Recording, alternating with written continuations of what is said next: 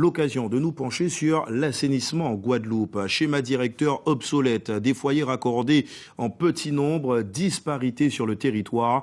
Fort est de constater qu'en termes d'assainissement, il y a encore du chemin à faire. Ludivine Guiolé-Olac et Christian Danquin.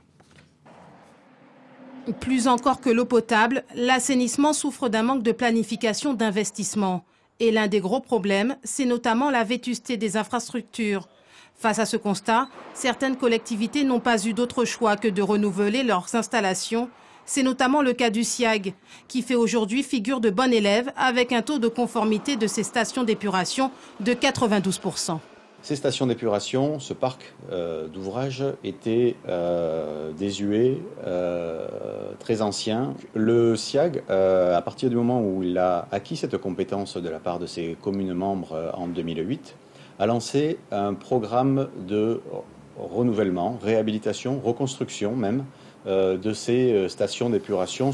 Une qualité de l'épuration qui diffère selon les territoires.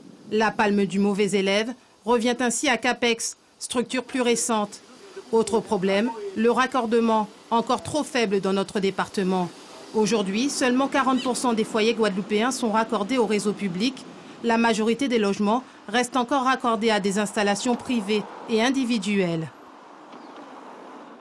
Le rôle du service public d'assainissement est vraiment de collecter, traiter les eaux usées pour la partie urbaine collective. Et dans ces cas-là, on vous le fait payer.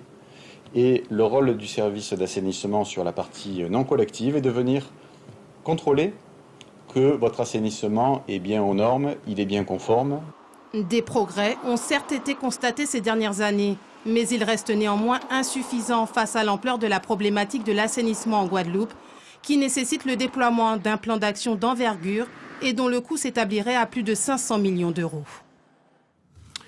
Et le réseau d'assainissement de la ville de Basse-Terre est victime de plus en plus de ruptures ou de débordements intempestifs.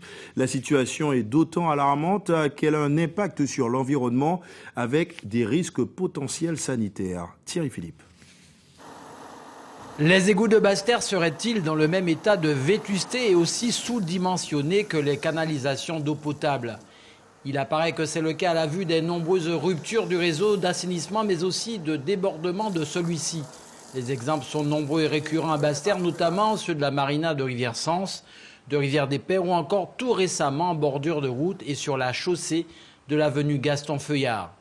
Les premières victimes de ces odeurs nauséabondes et du déversement des eaux vannes sont les riverains et les écoliers des établissements proches, bien sûr, mais aussi l'environnement. Je vois sur le terrain ce qui se passe. Là, juste à côté, rue Gaston-Feuillard, il y a de nouveau une station d'épuration qui a explosé. C'est infect. Quand vous passez, il y a une école à côté, il y a une cité, il y a des gens qui faisaient un petit footing dans le coin, c'est terminé. Ça fait une semaine que ça dure. Rien n'est fait. Nous avons de l'eau nauséabonde qui coule le long de la route, le long d'un boulevard proche de l'hôpital. Il y avait 2 mois, c'était le même problème. Il y a 2 mois et demi, c'était en face de l'hôpital. C'était Rivière-Sens, c'était Rivière-des-Pères, c'est le Carmel. Donc moi, je ne vois rien avancer. À l'évidence, les moyens financiers font défaut à la communauté d'agglomération du Grand Sud Caraïbe qui se contente d'effectuer des réparations sommaires.